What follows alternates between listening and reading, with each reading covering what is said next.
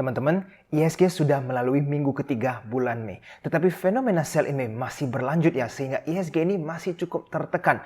Kalau kita perhatikan dari sisi teknikal, support 6750 IHSG telah jebol, sehingga sedang mengetes nih support selanjutnya di 6600.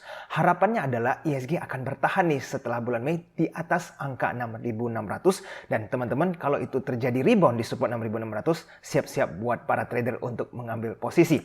Nah, kalau dari sisi foreign flow, di satu minggu terakhir ini tidak ada perbaikan ya. Asing masih lanjut keluar nih dari IHSG. Dalam satu minggu di market reguler, asing sudah exit sebesar 1,62 triliun. Cukup besar ya. Tetapi teman-teman, kita perlu tahu bahwa Mei kan sisa satu minggu lagi nih, sehingga sell in Mei is going to finish, is going to end soon. Jadi teman-teman, buat para trader dan scalper, justru bukannya teman-teman takut, tetapi teman-teman harus siap-siap memantau market, karena kalau market sudah mulai rebound, reboundnya akan cepat dan lumayan besar. Kalau kita lihat dari tahun-tahun sebelumnya, kita lihat data bahwa apa yang terjadi setelah sell in Mei. Mulai tahun 2022, teman-teman lihat IHSG itu tertekan di bulan Mei, tetapi pada saat sell in Mei berakhir, IHSG langsung mengalami rebound yang cukup kencang. Dan selanjutnya di tahun 2021 teman-teman bisa lihat IHSG mengalami koreksi sama sell in Mei. Tetapi di bulan Juni IHSG mengalami rebound. Kita lanjut bahkan ke COVID nih teman-teman. Sell in Mei pun masih tetap terjadi, tetapi setelah itu mengalami rebound yang sangat kencang. Bayangin saja IHSG yang dari 4.500-an loncat sampai ke 5.100 hanya dalam satu bulanan. Luar biasa ya. Bahkan di tahun sebelum COVID nih teman-teman, di 2019 setelah sell in Mei, di bulan Juni IHSG pun mengalami rebound. Nah, bagaimana nih di tahun 2023 ini? Harapannya nih teman-teman, di minggu keempat bulan Mei ini terjadi koreksi sedikit lagi nih, dekat-dekat support di 6.600, sehingga pada saat rebound dengan adanya volume, maka di bulan Juni akan ada rally yang cukup cepat sehingga para trader dan scalper bisa menggunakan kesempatan ini untuk mendapatkan cuan. Oke teman-teman, sekarang kita bahas tentang komoditas batu bara dan juga emas ya. Mulai dari batu bara, saham-saham yang big caps pun seperti Adaro dan juga ITMG masih lanjut mengalami koreksi. Satu minggu terakhir ini lanjut terjadi koreksi di saham Adaro sebesar 13% dan ITMG mengalami koreksi lanjutan sebesar 11%. Tidak hanya di batu bara nih teman-teman, bahkan di saham emas pun seperti BRMS ataupun MDKA mengalami tekanan jual yang cukup masif. Satu minggu terakhir, BRMS sudah mengalami koreksi 15% lebih dan MDKA minus 10%. Kira-kira apa nih penyebabnya saham batubara dan saham-saham emas ini mulai berguguran?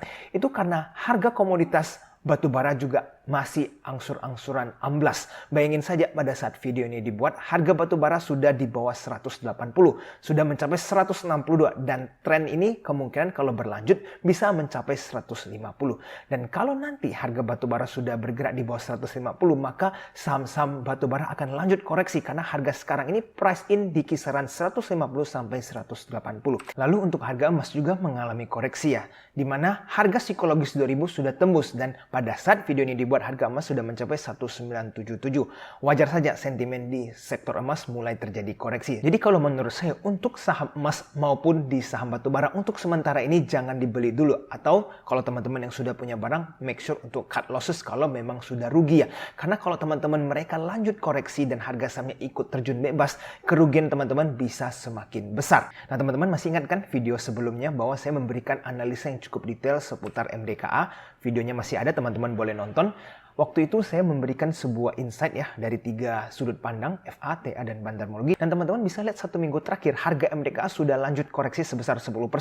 Dan kalau harga 3.000 ini tembus, maka ada potensi MDKA untuk lanjut terjun ke harga 2.000. Dan itu teman-teman make sure jangan beli saham ini dulu karena ini mengalami strong downtrend MDKA. Apalagi MDKA sedang mengalami buyback ya. Sehingga semakin murah harga sahamnya semakin menguntungkan untuk para penggeraknya karena mereka bisa buyback sahamnya di harga yang lebih murah. Selanjutnya teman-teman kita pelajari kedua saham yang menarik ini ya. Dimana satu minggu terakhir ada pergerakan dengan volatilitas yang cukup tinggi, yaitu adalah saham BMTR dan juga MNCN. Sekarang apakah saham ini menarik untuk kita beli atau kita perlu analisa lebih dalam lagi? Coba kita ambil sudut pandang dari valuasi fundamentalnya. Teman-teman kalau kita pelajari valuasi BMTR, sebenarnya perusahaan ini sangat murah ya. Bayangin saja PER-nya ini di bawah 5. Selanjutnya PBV-nya ini di bawah 0,2. Luar biasa murah ya. Dan debt equity perusahaan BMTR ini di bawah 0,5. Sehingga hutang perusahaan ini sangat-sangat kecil dibanding dengan equity-nya. Kalau dari valuasi, fundamental BMTR ini cukup champion menurut saya.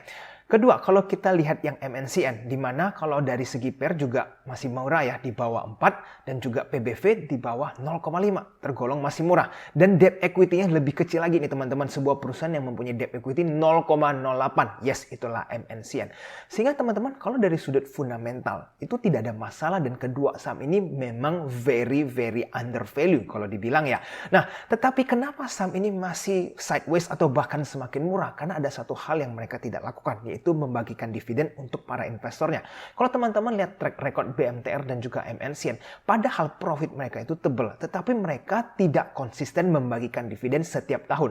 Kalaupun membagikan dividen itu sangat kecil dari profit yang mereka dapatkan, sehingga membuat para investor itu tidak betah untuk berlama-lama di dalamnya karena tidak ada benefit yang mereka dapatkan dengan berinvestasi jangka panjang di kedua saham ini. Sehingga teman-teman itu yang membuat kedua saham ini masih undervalue sampai sekarang. Nah mungkin nih, apakah kedua saham ini akan diuntungkan pada saat masa pemilu? Karena pada saat masa kampanye, media itu akan banyak diisi dengan berita-berita spektakuler, headlines, dan seterusnya. Sehingga omset dari media seperti BMTR ataupun MNCN bisa diuntungkan dari masa-masa kampanye. Nah teman-teman, selanjutnya kita mungkin masih ingat baru saja terjadi ya, bahwa salah satu bank syariah terbesar di Indonesia itu terkena hack oleh Lockbit. Kalau teman-teman lihat dari headlines, mulai dari bisnis, kontan, Tempo, bahkan Kumparan, dan seterusnya, ini semua headlines penuh dengan kepanikan. Tetapi teman-teman perlu sadari ya, bahwa hal seperti ini bukanlah jarang terjadi. Banyak negara juga pernah mengalami dihack oleh beberapa pihak dan dimintakan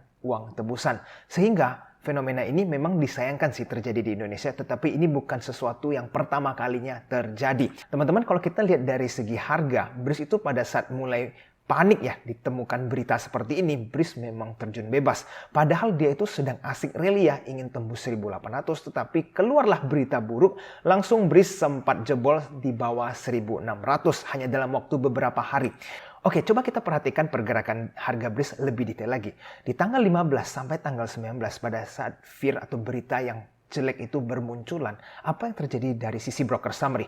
Ternyata broker seperti MG, AK, dan KZ itu malah borong saham BRIS dengan keadaan di mana market sedang fear. Dan tidak berhenti di situ teman-teman, asing pun justru masih asik belanja BRIS. Dari semenjak tanggal 5 Mei, sebenarnya asing itu borong BRIS secara rutin. Dan pada tanggal 15 waktu berita buruk itu muncul, asing itu tidak berjualan, justru masih asik belanja di saham BRIS sampai di tanggal 17.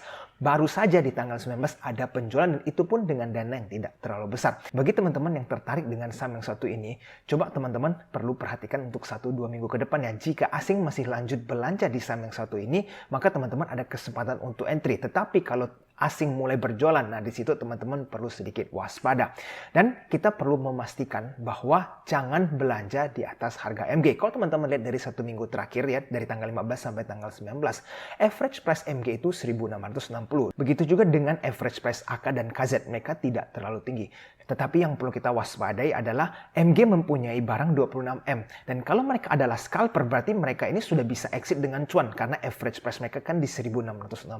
Jadi teman-teman make sure ada pullback baru teman-teman entry. Tapi kalau mereka lanjut nge-push sahamnya dengan next akumulasi, maka kemungkinan bisa saja BRIS lanjut rally bahkan bisa breakout. Jadi teman-teman boleh perhatikan BRIS untuk beberapa minggu ke depan. Nah, saya ingin mengajak teman-teman untuk belajar dari fenomena ini.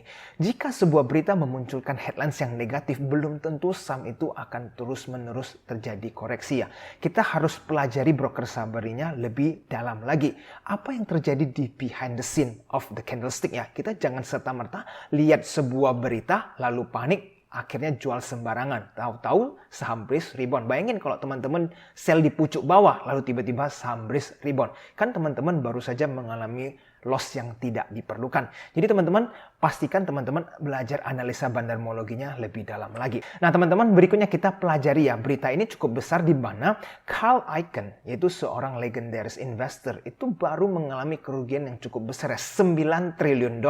Nah dia itu melakukan bet bahwa Amerika itu indeksnya akan berguguran. Nah, tetapi setelah COVID, market Amerika tidak lanjut koreksi ya. Karena The Fed cetak uang, market rally dengan sangat kencangnya dan justru Carl Icahn malah mengalami kerugian yang sangat besar. Nah, hal yang perlu kita pelajari dari fenomena ini adalah sepintar-pintarnya kita pun, jika kita sudah merasa ada yang tidak benar dengan trading plan kita, atau market sudah bergerak berlawanan sesuai dengan analisa kita, kita harus batasi resiko kita. Jangan biarkan kerugian kita itu terlalu besar sehingga kalau sudah teman-teman cut loss terlalu dalam, untuk recover itu cukup sulit. Jadi kalau teman-teman sudah melihat sebuah kesalahan dalam melakukan analisa, segeralah cut loss dan reanalyze ulang supaya teman-teman bisa memahami kalau memang market itu bergerak tidak sesuai kemauan kita, maka kita harus exit the market. Nah, sayang kan seperti Carl Icahn sampai terjadi kerugian 9 triliun dan baru dia sadar, dan sekarang dia ngaku di media bahwa dia telah melakukan kesalahan setelah sudah kerugian 9 triliun dolar.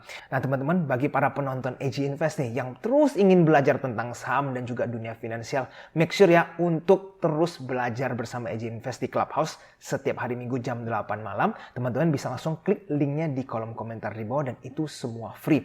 Dan yang ingin bergabung dengan komunitas AG Invest supaya bisa mempertajam ilmu analisa bandarmologinya, pastikan teman-teman hubungi admin di Telegram @AGInvestAdmin ya, supaya teman-teman bisa semakin sukses di dunia investasi saham. Nah, teman-teman, sekarang kita lanjut ke bagian AI ya, di mana teman-teman memperhatikan bahwa pertumbuhan AI itu tidak ada henti-hentinya, bahkan semakin cepat. Nah, teman-teman, ada satu fenomena yang sedang viral nih sekarang. Teman-teman ingat nggak, saya sudah menjelaskan bahwa AI itu bisa banyak hal, seperti ciptakan musik, ya, duplikat suara manusia asli tentunya, bahkan menulis lirik ya yang bermakna dan menarik, dan juga copy style musik orang dan dimodifikasi, dan bahkan sampai membuat avatar manusia.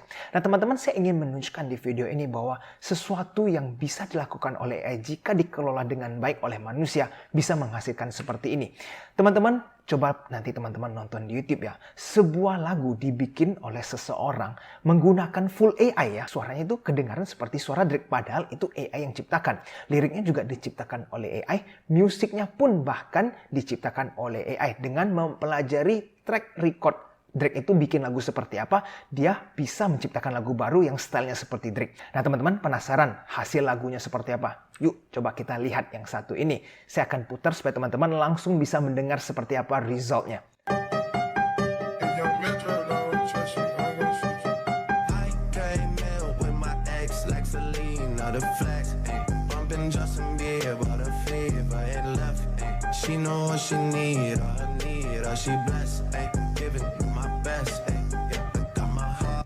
Oke, jadi teman-teman, nanti kalau teman-teman yang kepingin lihat lebih panjang bisa langsung ke YouTube ya. Nah, bayangin saja nih teman-teman, ini adalah suara definitely kedengaran seperti Drake. Tetapi ini bukan Drake yang nyanyi, ini AI yang menciptakan lagu ini. Nah, yang lebih parahnya lagi nih teman-teman, Drake itu tidak tahu bahwa suaranya telah dipakai oleh orang lain menggunakan AI untuk menciptakan lagunya sendiri. Jadi teman-teman bisa kebayang nggak, kita ini sedang memasuki era di mana manusia itu bisa bersaing dengan diri sendiri. Ya, seperti Drake AI versus Drake asli. Jelas bahwa Drake asli merasa tersinggung karena dia punya suara dipakai tanpa sepengizin, lalu revenue-nya juga diambil. So this is a copyright infringement. Tetapi ini ada sesuatu dunia baru ya, di mana regulasi AI kan masih belum jelas. Kalau kita pelajari bahwa oke, ini kan AI yang bikin lagunya, musiknya juga AI yang bikin, dan ini dipikirkan oleh seseorang di belakang itu. Berarti kan dia ada tingkat kreativitas untuk menciptakan lagu ini, walaupun memang suara dan namanya digunakan Drake. Nah, tetapi teman-teman, kalau misalkan AI tidak diregulate dengan baik, kita tidak tahu ke depannya musik industri seperti apa. Nah, kalau teman-teman bayangin ya, seorang penyanyi tiba-tiba melihat sebuah music video, ada suara teman-teman, mukanya juga muka teman-teman, tapi teman-teman tidak merasa pernah bikin video tersebut. Lalu revenue itu dinikmati oleh produser AI tersebut. Dan kalau itu bisa terjadi, bagaimana masa depan musisi? Ya, AI bisa menciptakan suara, bisa menciptakan video, semuanya just by technology. Bahkan orang yang nggak ngerti musik pun, kalau sudah AI cukup advance gunakan AI bikin musik, maka semua orang bisa menciptakan musik yang enak untuk didengar. Jadi teman-teman, hati-hati sekali ya bahwa AI sudah mendisrupt dunia musik. Dan ini baru 1-2 tahun. Bayangin nggak kalau nanti sudah 5-10 tahun, industri apa lagi yang akan diganggu oleh AI. Jadi teman-teman justru harus bersiap-siap, pelajari terus cara menggunakan AI. Karena kalau tidak, skill teman-teman ini akan dikalahkan oleh AI eventually. Nah, sekarang saya jadi sempat kepikiran nih, bagaimana kalau sekarang saya ini ingin membuat sebuah film, ya kan? AI bisa menciptakan naskah, oke? Lalu sekarang kan kalau film itu sangat rely on their actor ya, sangat berketergantungan dari aktornya. Jadi nggak mungkin kan saya ini mau bayar uang untuk ambil aktor karena saya masih belum berpengalaman. Tapi bayangin kalau saya bisa menggunakan AI, menciptakan muka. Contohnya nih, saya ingin rekrut seperti orang seganteng Ryan Reynolds, tapi dimodif sedikit nih. Nah, ini adalah sebuah gambar yang di-generate oleh AI. Saya bikinlah sebuah gambar yang realistik, mirip Ryan Reynolds. Nah, ini adalah sebuah foto nih. Nanti kalau AI sudah bisa bikin video, dan banyak AI yang sudah mulai menuju ke sana ya, sehingga muka seperti ini bisa bergerak. Lalu filmmaking pun eventually bisa dibuat oleh AI. Berarti saya, seorang yang tidak berpengalaman bikin film, bisa menulis naskah menggunakan AI, bisa bikin storyboard menggunakan AI, bisa bikin video menggunakan AI, bahkan menggunakan muka yang di-generate, yang dipikirkan oleh AI. Dan muka ini tidak real ya teman-teman, ini pikiran AI yang menciptakan muka seperti ini. Jadi menurut saya teman-teman wajib untuk terus explore tentang dunia AI. Siapa tahu suatu saat teman-teman menemukan AI yang bisa membantu teman-teman dalam trading. Oke teman-teman, video hari ini sampai di sini dulu ya. Jika teman-teman merasa video ini bermanfaat, jangan lupa untuk tekan tombol like-nya dan subscribe channel ini supaya teman-teman terus mendapatkan informasi terbaru seputar teknologi dan juga dunia finansial. Sampai jumpa di video selanjutnya. I'll see you again next time. Bye-bye.